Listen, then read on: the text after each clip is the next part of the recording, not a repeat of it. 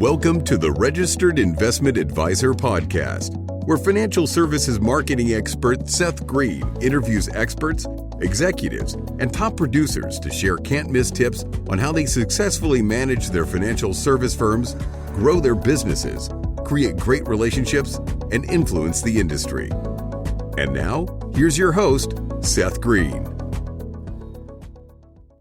Welcome to the podcast. This is your host, Seth Green. Today, I've got the good fortune to be joined by Derek Amey, Co-Chief Investment Officer and partner in StrategicPoint and co-host of the StrategicPoint podcast, The Novice and the Nerd. Derek, thanks so much for joining us. Thanks for having me, Seth. Big fan. I greatly appreciate that. So let's go back in time a little bit. How did you get in the business in the first place? I'm actually one of those people who went to college and ended up going to school for what I ended up doing in a career. I went to it seems to be not a normal sort of career arc. I went to the University of Rhode Island for finance, came out, worked for a brokerage firm, got laid off in 2001 after seeing a lot of people basically lose a lot of money, and decided, you know what, I'm not really sure that's the avenue that I want to go in. I want to try to help some people. So I've been at StrategicPoint ever since November of 2001, to be actually, so over 20 years. Well, congratulations on that. So what resonated with you about StrategicPoint? Why did you come work for them? So at the point, I'll be, this is a safe space, a safe podcast. I'll be perfectly honest. I didn't know what an RIA was. I just knew that they were actually sitting across the table from their clients and helping people through financial challenges. And they were doing more than just buying and selling Coke or Pepsi, which is sort of the background that I came from. And in fact, it's funny, the very first client that I ever sat across with one of the advisors is still a client today, 21 years later. And I think that's a testament to the job that we do on helping people through all of their different financial challenges in their lives. Absolutely. I had a couple clients in the office this week, one of whom just turned 90. Wow. And yes. And the annuity matured, right? She's like, they won't even take my money anymore. And she said, I can't believe I've been with you since we started that thing. Oh my God, it's been over 20 years. That's, you've seen my grandkids grow up. Yeah, it's that's one of the positives of this job, where you feel like, and that you're actually helping people through all sorts of different financial challenges, good and bad. For sure. Now, obviously, over the last 20 years, you've learned what an RIA is. What do you think differentiates StrategicPoint from all of the other folks out there? Yeah, when I first got here, being a fiduciary was a rare sort of 20 years ago. Yeah, for sure. Yeah, was a differentiator. It no longer is. As I'm sure many of the people listening to this podcast, it's a relationship-driven business. And I think, again, having clients for that long period of time shows that we have a lot of empathy and a lot of sympathy and a lot of understanding about the situations that people are going through. I think also I come from, for those of you who don't know, StrategicPoint is in Rhode Island. If they say there's 6 degrees of separation in the world, in Rhode Island, it's only 2 degrees of separation. Everybody knows someone. Everybody has a guy, no matter what that guy may be doing for you. And I think it's just a testament to, how we treat our clients, especially, on a one-by-one basis. Sure. And you've also built, the business has grown over the last 20 plus years. Talk a little bit about the team that you've built. Yeah, so I think when I started here, we had somewhere around 80 or 90 million under management. And depending on what the market's doing today, I'm never quite sure what the final number is as of this moment, but it's multitudes of that. Yeah, we have a tight-knit group here. I think every employee except for one that we hired last November, every one of us has been together for over 10 years. I think that's a testament to the team, and it's a testament to how we treat our clients and our employees, which are obviously very important, because we're not going to keep quality people for that long a period of time if we don't know how to take care of them as well. Amen to that, for sure. How has business evolved, and how have you dealt with the pandemic? Yeah, that's actually one of the fun but challenging things about how this job continues to evolve, and what clients expect and what clients come to us for. We recently rolled out Holistiplan. I'm guessing most of your listeners are aware of that. This is a tax product that, man, if we had had that 20 years ago, how much better our clients would have been prepared for things like IRMA and, tax brackets and all that stuff. It's awesome. It's a challenge to get up to speed when we get new stuff like that. But the job absolutely does continue to evolve. And unfortunately, and I don't know what you say to clients, a lot of this stuff people can do themselves. It's just a full-time job because the rules are constantly changing. I have to laugh, and this is a sort of anecdote. I'm frustrated that we're still trying to figure out how to interpret rules from Secure Act 1.0, and they're about to layer on Secure Act 2.0, and it's like we still haven't figured out what we're doing with inherited beneficiary IRAs. Oh my God. And you're going to layer on a whole bunch of more rules, which are just going to conflate it. So it's, again, it's a fun challenge, but it's sometimes we end up reading more government literature than we ever wanted. And I was getting questions yesterday on how to work the student debt forgiveness. And I'm like, it happened yesterday. Yeah, and it hasn't even come out yet. So that is a challenge and it's great that clients are coming to us for all sorts of financial questions that impact us. And again, compared to 20 years ago when it's, should I own Coke or should I own Pepsi, or how do I put a 60-40 portfolio together? And the industry's evolved beyond that.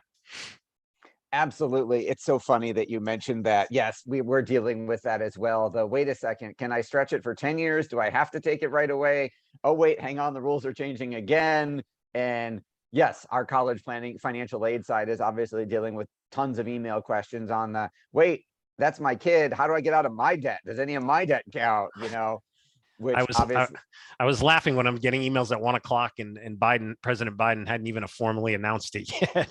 But right, I know, but we know why. But we know Yes. why. 10 grand's a lot of money to a lot of people, and they want to make sure that they're eligible, and people don't want to miss out on, on this forgiveness. Obviously, the firm has grown tremendously and is a great size.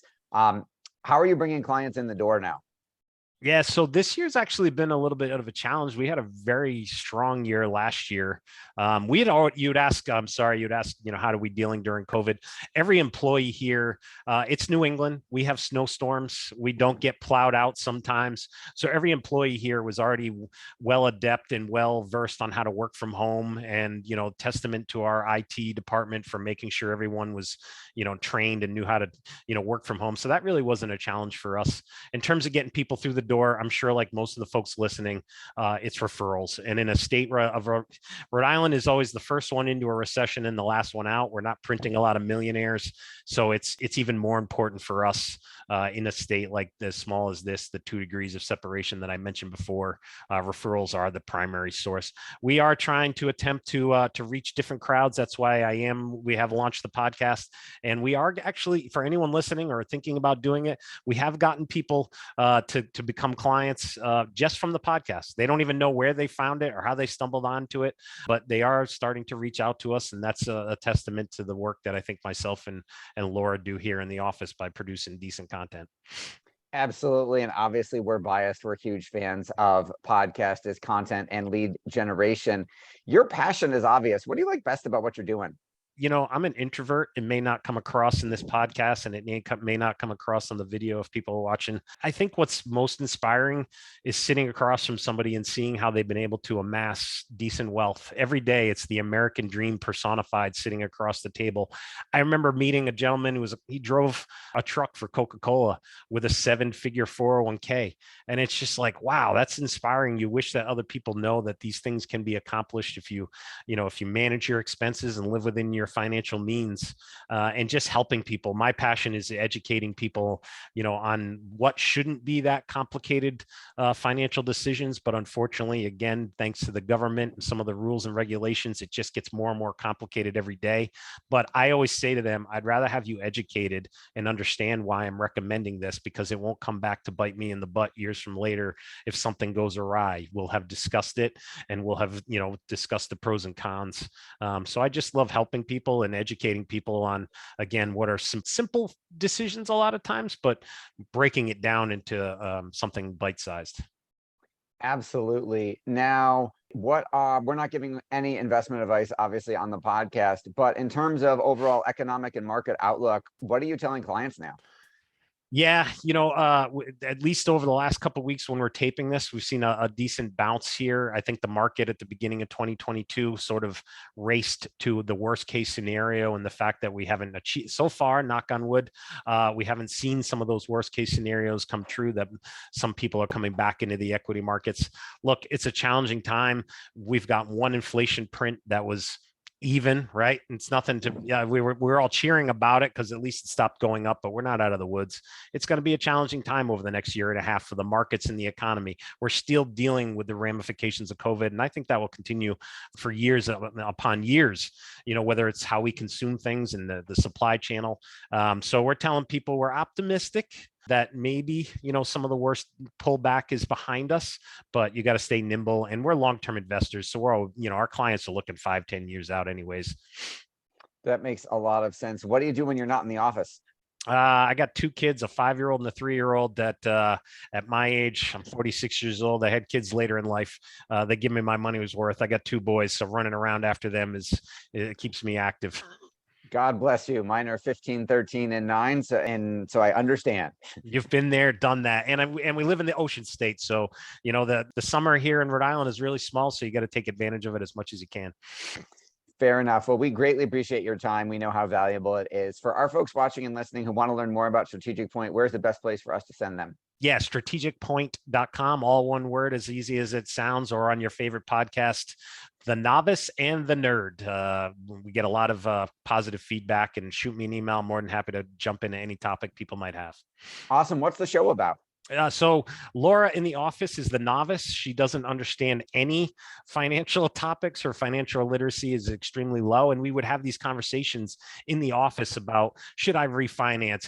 What's a 529? All those kind of things. And she said, why don't we just start recording this stuff? Because a lot of people have simpler questions like she did. And that was the genesis of it.